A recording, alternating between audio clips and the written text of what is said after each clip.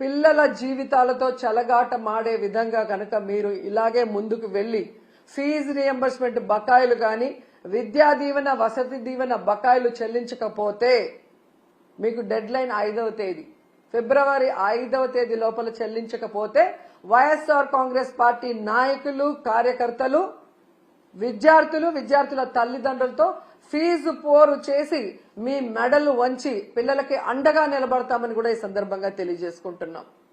And final గా ఒకటి చెప్పాలనుకుంటున్నా, ఈరోజు ప్రభుత్వానికి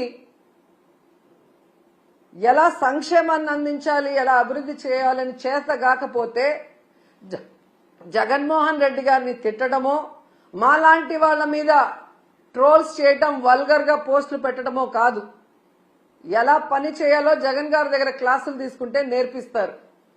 చిన్నవాడైనా మొదటిసారి ముఖ్యమంత్రి అయినా ప్రజలకు ఇచ్చిన ప్రతి వాగ్దానాన్ని రాష్ట్రంలో ఎలాంటి పరిస్థితులున్నా కూడా సమర్థవంతంగా అందించి అందరికీ కూడా అన్నలాగా అండగా నిలబడ్డాడు.